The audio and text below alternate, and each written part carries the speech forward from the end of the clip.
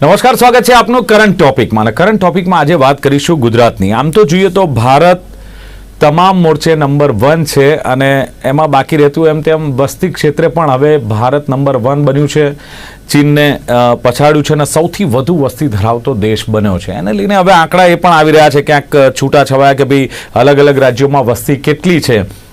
ગુજરાતની વાત કરીએ તો ગુજરાતમાં જે પ્રમાણે આંકડા આવી રહ્યા છે એમાં છેલ્લા એક દાયકામાં ગુજરાતમાં 1 કરોડથી પણ વધારે વસ્તીનો જે ઉમેરો થયો છે અને એવું કહેવાય છે કે સરેરાશ ગુજરાતની વસ્તીમાં રોજ 3000નો વધારો થઈ રહ્યો છે.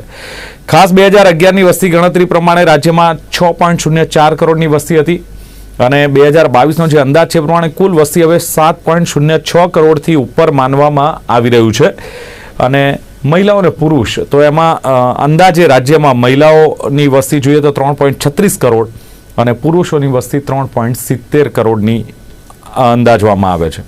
બીજી વસ્તુ એ છે કે ગ્રામ્ય વિસ્તાર કરતાં શહેરી વિસ્તાર જે છે ત્યાં વસ્તીનું પ્રમાણ રાજ્યમાં વધતું જાય છે. એટલે કે ગ્રામ્ય વિસ્તારમાં વસ્તી દર ઓછો જોવા મળી રહ્યો છે. અને ખાસ તો જે વસ્તીની ગીચતા છે એને જોઈએ તો ગુજરાત રાજ્યનો 14મો ક્રમ. બીજી વસ્તુ એ છે કે ફેમિલી પ્લાનિંગની વાતો કરીએ છીએ, વર્ષોથી ચાલે છે, જાહેરાતો ચાલે છે, સરકાર દ્વારા પ્રયાસ થાય છે, સમાજમાં પણ આ અંગેની જાગૃતિ લાવવામાં આવે છે. પણ આ ફેમિલી પ્લાનિંગની વાતો કેટલી ગંભીરતાથી લેવાય છે એ પણ એક સવાલ આને લઈને ઉઠી રહ્યો છે. અને તમામને શિક્ષણ, આરોગ્ય, રોજગારી, મકાન આવી જે મહત્વની સુવિધાઓ છે એ પણ પ્રાપ્ત કરાવવાનો એક મોટો પડકાર થાય જો વસ્તી વધે તો. બીજી વસ્તુ સામે એ છે કે વસ્તી વધે ને તો એવું કહેવાય છે કે જે તે રાજ્યની અથવા જે તે દેશની વિકાસની ગાડી એના જે પૈડા છે એને બળ મળે છે, એને વધારે હાથ મળે છે, એટલે વિકાસ એનો થાય છે. આવી પણ ચર્ચા છે. અને યુવાઓ વધારે હોય, આમ તો ભારતમાં ને ગુજરાતમાં પણ યુવાઓ વધારે છે એટલે વિકાસની ગાડી વધારે સ્પીડ પકડે એવું માનવામાં પણ આવી રહ્યું છે. પણ સવાલ એ છે કે વધતી વસ્તીની રાજ્યના વિકાસ પર કેટલી અસર પડે અને બીજું કે આર્થિક વિકાસમાં કેટલો ફાયદો થાય. આ મુદ્દે ચર્ચા કરવી છે, ગુજરાત રાજ્યને લઈને ચર્ચા કરવી છે. મારી સાથે જોડાયા છે જાણીતા રાજકીય વિશ્લેષક અને સમીક્ષક એવા જયવંત પંડ્યા મારી સાથે જોડાયા છે. જયવંતજી, સ્વાગત છે આપનું. અને સાથે જાણીતા અર્થશાસ્ત્રી ડોક્ટર કિશોર ભાનુશાળી મારી સાથે જોડાયા છે. કિશોરભાઈ, આપનું પણ સ્વાગત છે. જયવંતભાઈ, જે પ્રમાણે વાત આવી કે નંબર 1 ચલો ભારત તો બની ગયું છે તમામ મોરચે, એમાં વસ્તી ક્ષેત્રે બાકી રહેતું હતું તો સૌથી વધુ વસ્તી ધરાવતો દેશ બન્યો છે. પણ ગુજરાતના જયારે આ આંકડા સામે આવી રહ્યા છે ત્યારે શું માનવું છે કે દરરોજ સરેરાશ જો 3000નો વધારો થતો હોય અને બીજું કે વસ્તી વધારો એવું કહેવાય છે કે દરેક સમસ્યાની એક જનની છે, તો આ જે વસ્તી વધારો રાજ્યમાં થઈ રહ્યો છે એને આપ કેવી રીતે જોઈ રહ્યા છો આંકડાઓને? પહેલી વાત તો એ છે કે સંયુક્ત રાષ્ટ્રનો જે અહેવાલ છે એ અહેવાલ અધ્ધરતાલ છે. એનું કારણ એ છે કે આપણે ત્યાં 2021માં વસ્તી ગણતરી થવાની હતી પરંતુ થઈ નથી, એટલે આ એક અનુમાન છે, ચોકસાઈ નથી. 2021માં એ વસ્તી ગણતરી થવાની હતી પરંતુ કેટલાક સમુદાયોએ વિરોધ કર્યો. એમને બીક લાગી કે આ સીએ અને એનઆરસી સાથે જોડીને આનું થશે અને આપણું અસ્તિત્વ ભયમાં આવી જશે, એટલે એ વિરોધ થયો અને એના કારણે વસ્તી ગણતરી થઈ નથી. અને સરકારને પણ કઈ કારણ મળી ગયું કે એટલે વસ્તી ગણતરી પાછી રાખી દીધી.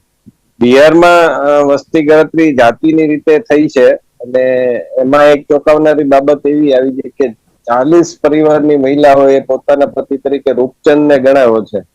હવે આ આખી આપણે હેડલાઇન જોઈએ તો હેડલાઇન થી આપણે ભ્રમિત થઈ જઈએ કે ભાઈ 40 મહિલાઓનો પતિ એક જ વ્યક્તિ, અને પણ એવું નથી. એ સેક્સ વર્કર અથવા તો વેશ્યા છે એ છે, એટલે પોતાના પતિ તરીકે લોકો રૂપચંદ એવું લખાવતા હોય છે. એટલે ઘણીવાર હેડલાઇન થી આપણે દોરવાઈ જઈએ કે વસ્તી વધી, તો એ આપણે એનો ડિટેલમાં તલસ્પર્શી અભ્યાસ કરવો પડે કે વસ્તી વધી તો કોની વધી. હવે આપણે આજુબાજુ જોઈએ છીએ કે સામાન્યતઃ હવે લગભગ શહેરમાં મોટા ભાગે એક બાળકનું જ ચલણ જોવા મળે છે. અથવા તો ડિંક નો પણ એક કન્સેપ્ટ છે શહેરમાં, મહાનગરોમાં અથવા તો એના જે મુખ્ય મહાનગરો દિલ્હી છે, મુંબઈ છે, ચેન્નઈ છે, આ બધા કોલકાતા છે, આ બધી જગ્યાએ જે લોકો 2 જણા કમાય અને એમને એક પણ સંતાન ન હોય એ પ્રકારનું લિંક એને કે છે ડબલ ઇન્કમ નો કિડ્સ, એ એક કન્સેપ્ટ છે. તો આ પ્રકારનું જયારે છે ત્યારે આપણને એમ થાય કે વસ્તી વધી છે તો કોની વધી? શું એ બાંગ્લાદેશીઓની વધી છે ઘૂસણખોરોની? શું રોહિંગ્યાની વધી છે? શું જે વસ્તી વધી છે એ કયા પંથમાં વધી છે, કયા વર્ગમાં વધી છે આવકને રીતે, તો આ બધો જ તલસ્પર્શી અભ્યાસ જયારે આપણી સમક્ષ આવશે ત્યારે આપણે બધું કહી શકશું. પરંતુ તમે જે પ્રસ્તાવનામાં કહ્યું કે આ બધી જે વસ્તી વધી છે તો સ્વાભાવિક છે કે એને ખોરાકથી માંડીને એને રહેવાની વ્યવસ્થા, એને આરોગ્યની વ્યવસ્થા, એને બધા જ પ્રકારની આપવી પડશે.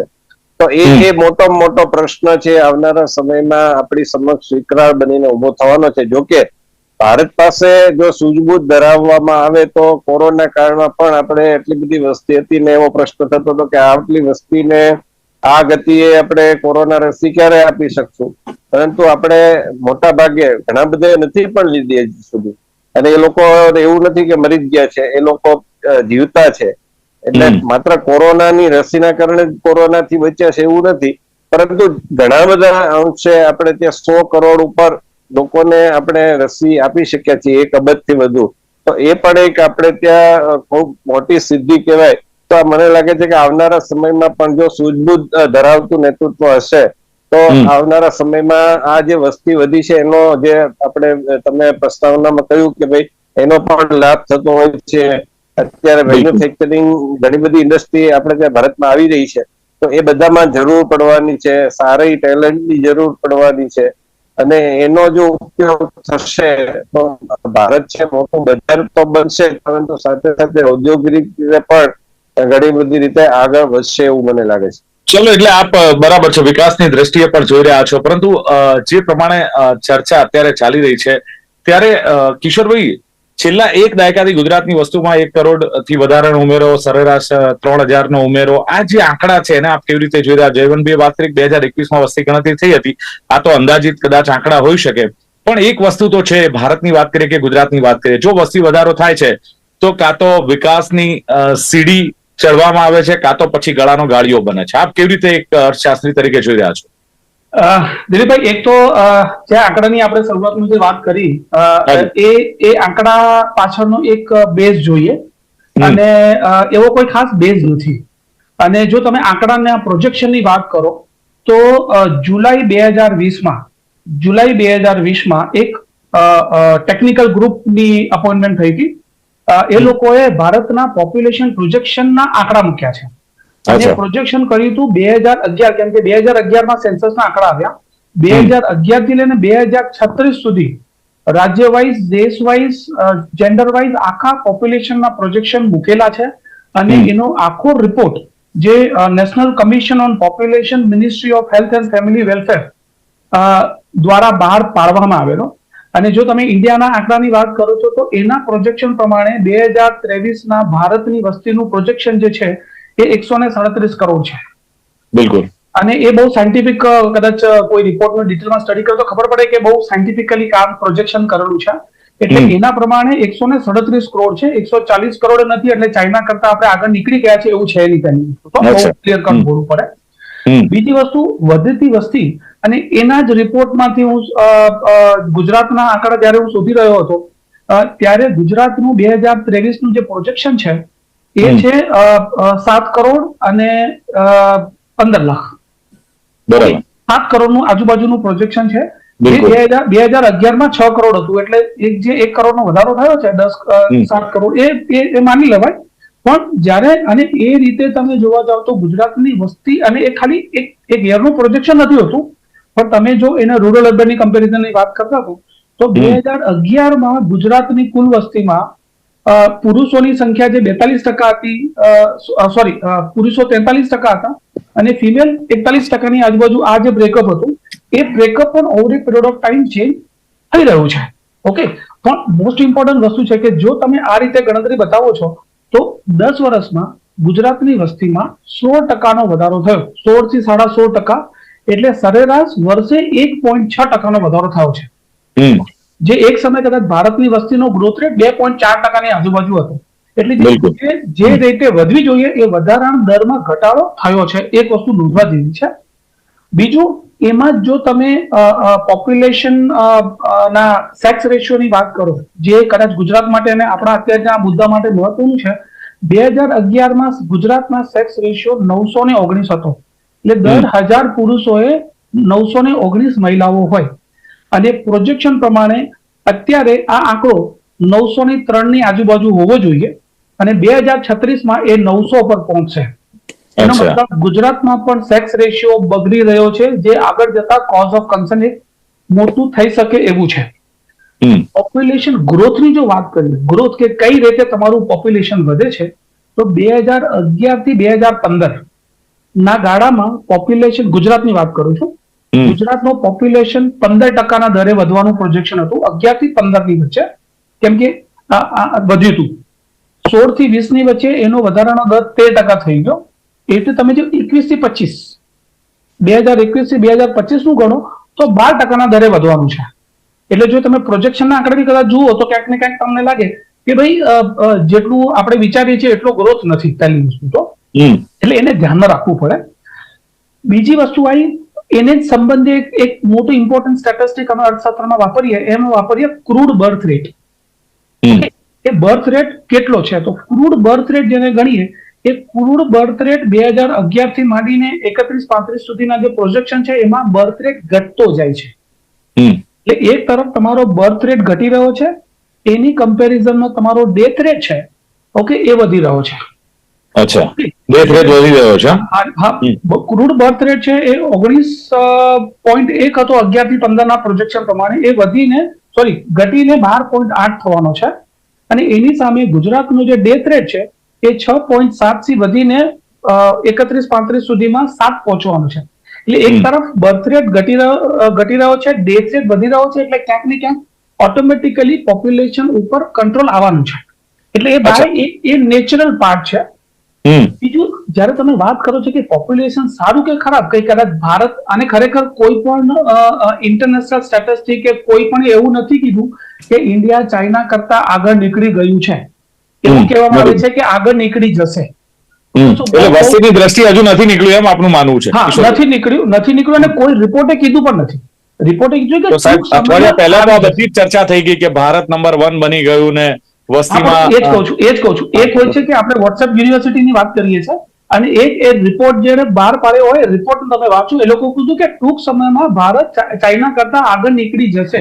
ઓકે, એટલે એ વસ્તુ બહુ ઇમ્પોર્ટન્ટ છે, ધ્યાનમાં રાખવા છે.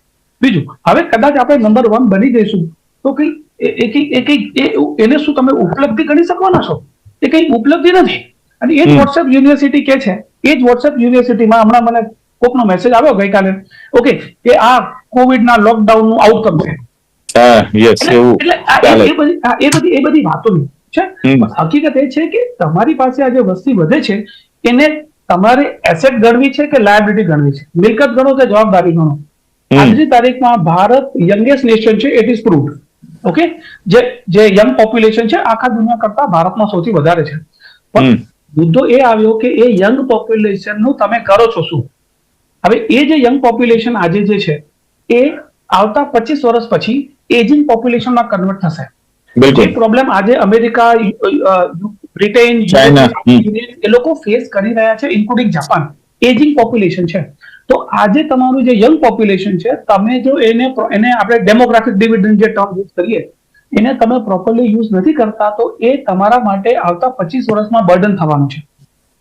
જરૂરી એ છે કે તમે આ યંગ પોપ્યુલેશન નું કરો છો શું તમારી પાસે આ યંગ પોપ્યુલેશન માટે એડિક્વેટ એજ્યુકેશન ઓપોર્ચ્યુનિટી છે, એડિક્વેટ ટ્રેનિંગ ઓપોર્ચ્યુનિટી છે અને એમ્પ્લોયમેન્ટ ઓપોર્ચ્યુનિટી છે કે નહીં? હવે સાંજે CMI ના આંકડા કે છે કે ઓલ ટાઈમ હાઈ ઉપર આપણું અનએમ્પ્લોયમેન્ટ રેટ છે. તો આ જે યંગ પોપ્યુલેશન છે એ લોકોને ટ્રેન કરવા માટે, એ લોકોને એજ્યુકેટ કરવા માટે, એ લોકોને ગેઇનફુલ એમ્પ્લોયમેન્ટ કરવા માટે તમારે સ્ટ્રક્ચર ઊભું કરવું પડશે. એ જ તમે જો એ નથી કરતા તો એ જ પોપ્યુલેશન તમારી લાયબિલિટી છે. અને એ મુદ્દો જેટલો ઇન્ડિયા લેવલ ઉપર લાગુ પડે છે, ગુજરાત લેવલ પર બી એટલું જ લાગુ પડે છે કે જો આપણી વસ્તી ખરેખર જો આ દરે વધતી હોય તો એના કોરસ્પોન્ડિંગમાં શું તમે એવું ઇન્ફ્રાસ્ટ્રક્ચર ઊભું કરો છો? એક વસ્તુ. ગુજરાત માટે ખાસ મહત્વની બાબત બીજી આવે છે કે જ્યારે આ પ્રકારે વસ્તી વધે છે તો શહેરો ઉપર ભારણ વધે છે, કેમ કે આખું માઇગ્રેશન થાય છે. બિલકુલ. ગામડાઓમાં જોબ ઓપોર્ચ્યુનિટી, ખેતી લોકો છોડી રહ્યા છે, ગામડામાં ઉદ્યોગો ઓપોર્ચ્યુનિટી કે નોકરીની કંઈક સંબંધોની યોગ્યતા નથી, ગામડાઓમાં તમારી પાસે સારી સગવડ નથી, સારું શિક્ષણ નથી, એટલે લોકો પોતાના બાળકો સાથે શહેરી વિસ્તારમાં માઇગ્રેટ થાય છે અને એનાથી પછી આપણે જેને કહીએ કે ઝૂંપડપટ્ટીઓ ઊભી થાય છે. ઓકે, એ બધા પ્રશ્ન માઇગ્રેશન રિલેટેડ બહુ મોટા મુદ્દા ઊભા થઈ રહ્યા છે, જેના માટે સરકારે તાકીદે કંઈક ને કંઈક નીતિ વિષયક નિર્ણય લેવો પડે. ઓકે, હવે એના માટે પણ નિર્ણય લેવો પડે. જીવનભાઈ, સવાલ એ છે કે રાષ્ટ્રીય સંસાધનો છે એનો એક મોટો હિસ્સો તમે જુઓ તો વિકાસ પાછળ ખર્ચાય છે. પછી એ લોકોના શિક્ષણ હોય, આરોગ્ય હોય, રોજગારી હોય કે મકાન જેવી પ્રાથમિક અને મહત્વની સુવિધાઓ પાછળ આ મોટા ભાગનો હિસ્સો ખર્ચાય છે. એટલે શું લાગે છે કે આ જે ગરીબી છે, બેરોજગારી છે, ભ્રષ્ટાચાર છે, ગંભીર સમસ્યા છે અને આ વસ્તી જો વધતી જાય તો આ સમસ્યા વધુ વકરે એવું લાગી રહ્યું છે? અત્યારનો જે આપણો માપદંડો છે, અત્યારના આપણા જે ઇન્ફ્રાસ્ટ્રક્ચર છે, આપણું અત્યારનું જે પ્રમાણે આપણે બેરોજગારીના માપદંડ ગણીએ છીએ એ જોતા તો 100% ખૂબ વધશે. અત્યારે બધી જ જગ્યાએ આપણને ભીડ ભીડ ભીડ લાગે છે. તમે જો કે શહેરમાં આમ જાણે બધા તમે કોઈ પણ જગ્યાએ જશો ભીડ ભીડ ખૂબ લાગશે. તો એનું કારણ આ વધતી વસ્તી જ છે અને વધતી વસ્તી કરતા શહેર ઉપર જે દબાણ આવી રહ્યું છે માઇગ્રેશનના કારણે, શહેરમાં જ બધી નોકરીની તકો રહેલી છે, એના કારણે આ બધી પરિસ્થિતિ નિર્માણ થઈ રહી છે. શહેરમાં તમે ખાલી અમદાવાદનો જ સર્વે કરશો તો દૂર દૂર સુધી આ બાજુ ચાંદખેડા હોય કે પછી પેલું વૈષ્ણવદેવી સર્કલ થી આમ જાઓ, તમે મણિનગરમાં ન્યૂ મણિનગર ને જાઓ, બોપલ બાજુ, સાણંદ બાજુ જાઓ, તો બધી જ જગ્યાએ તમને એટલા બધા ફ્લેટો બની રહ્યા છે, એટલી બધી ઓફિસો બની રહી છે અને એ બધા વેચાઈ રહ્યા છે. એનો એક પોઝિટિવ અર્થ એ થયો કે ગુજરાતનો વિકાસ થઈ રહ્યો છે, પણ એનો નેગેટિવ અર્થ એ થયો કે અમદાવાદમાં જેટલું બધું ભારણ વધી રહ્યું છે કે જે બધા આવાસો બની રહ્યા છે વેચાઈ રહ્યા છે મોંઘા મોંઘા ભાવે. પણ તો લોકો બહારથી આવી રહ્યા છે, ગુજરાતમાંથી જ આવી રહ્યા છે.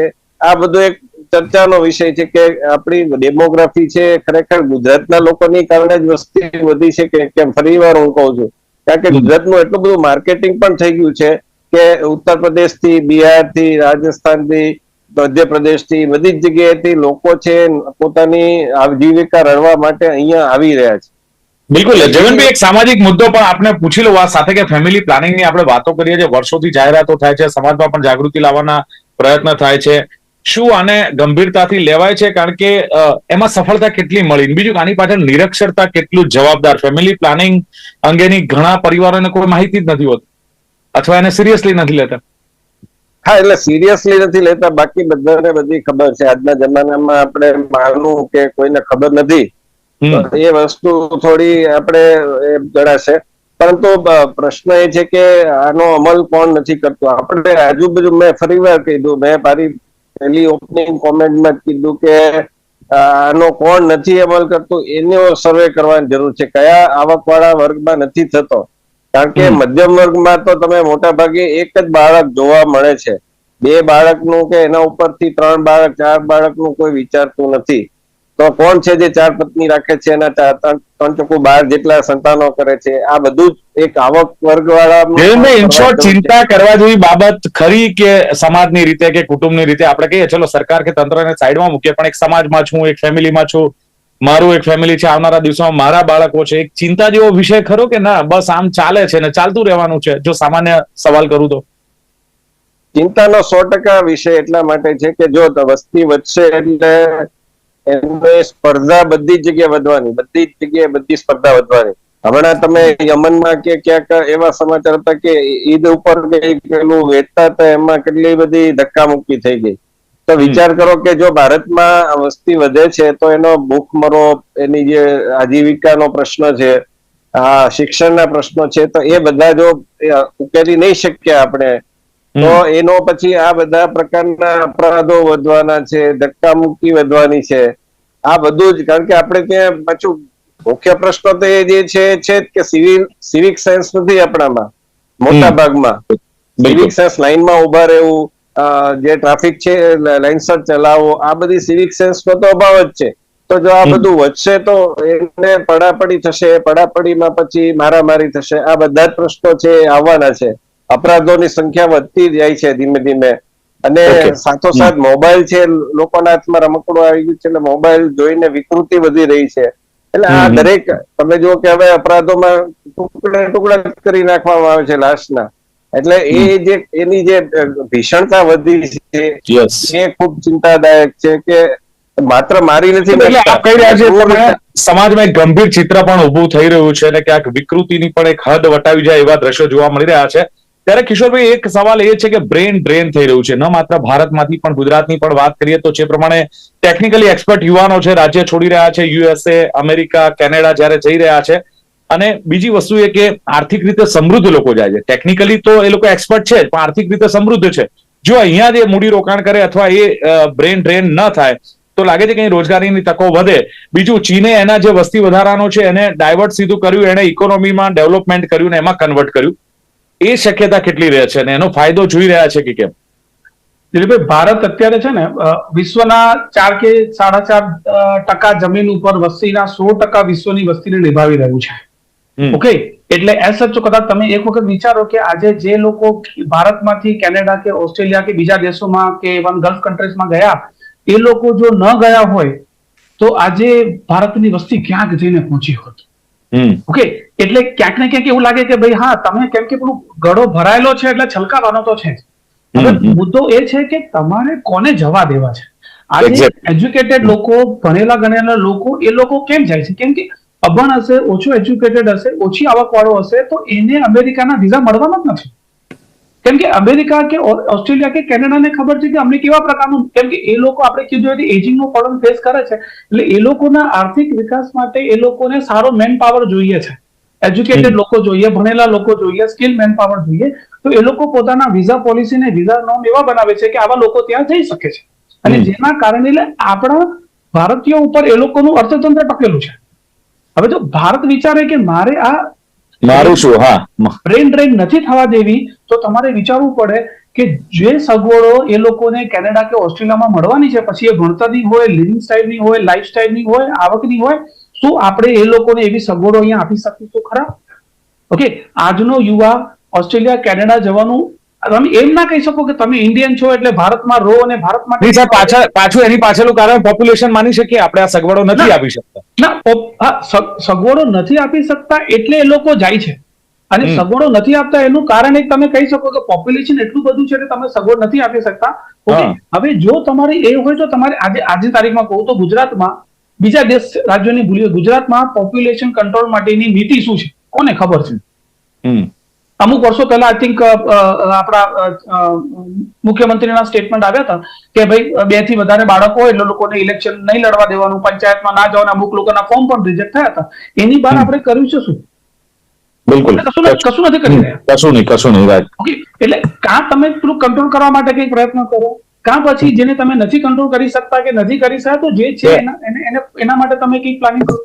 એક્ઝેક્ટલી, એટલે જવાબદારી સરકારની પણ ખાસ બને છે. પરંતુ જે 2021માં વસ્તી ગણતરી થઈ, બંને એક્સપર્ટે જે પ્રમાણે વાત કરી છે કે કેટલાક સમુદાયોનો વિરોધ થયો હતો, અંદાજિત આંકડા કહી શકાય જે ભારતની વસ્તીના છે અને ભારતની વસ્તી સૌથી વધારે થઈ છે. માત્ર એક વાતો છે, હજુ એ પ્રૂવ થયું નથી, પણ 1 કરોડથી જે વધારે છેલ્લા દાયકામાં ગુજરાતની વસ્તી વધી છે એ કદાચ માનીએ તો પ્રશ્ન બહુ જ મોટો છે. કારણ કે શિક્ષણ, આરોગ્ય સાથે જેને રોટી, કપડા, મકાન, રોજગારી આપવું, આ બધા જ પડકારો વધતા હોય છે. બ્રેન ડ્રેન થઈ રહ્યું છે એ પણ ક્યાંક વિચારવાની બાબત છે. કારણ કે આપણે એ પ્રમાણે એમને સ્ટ્રક્ચર કે ઇન્ફ્રાસ્ટ્રક્ચર નથી આપી શકતા અને પોપ્યુલેશન વધે તેમ તમારે અહીંયા સગવડો કરવી જોઈએ. પણ બીજી વસ્તુ એ પણ કહી કે માઇગ્રેશનને કારણે શહેરો પર ભાર વધી રહ્યો છે અને જે ખાસ કોમ્પિટિશન પણ વધી રહ્યું છે. પણ આખરે 2 રીતે જોઈએ તો વસ્તી વધારો છે, એનો ઉપયોગ તમે કેવી રીતે કરો છો, વધારે વસ્તીનો વધારે લાભ લઈ શકો છો, તમે ઇન્ફ્રાસ્ટ્રક્ચર ઊભું કરી શકો છો, બ્રેન ડ્રેન થતું તમે અટકાવી શકો છો, તો એનો લાભ તમને અહીં મળે ને રોજગારીની તકો વધે. નહીતર આને રોકવાનો કોઈ રસ્તો જે પ્રમાણે જયવંતભાઈ અને કિશોરભાઈએ કહ્યું એ પ્રમાણે કોઈ હાલમાં તો દેખાતો નથી. ચર્ચાનું સમાપન કરે છે અને ચર્ચામાં ભાગ લેવા બદલ જયવંત પંડ્યા અને કિશોર ભાનુશાળી બંને ઉપસ્થિત રહ્યા. થેન્ક યુ, આભાર. તો દર્શક મિત્રો, કરંટ ટોપિકમાં હતી ખાસ ચર્ચા, વસ્તીમાં વધારો આશીર્વાદ કે અભિશાપ. ફરી મળીશું નવા ટોપિક સાથે. આપ જોતા રહો ગુજરાત ન્યૂઝ. નમસ્કાર.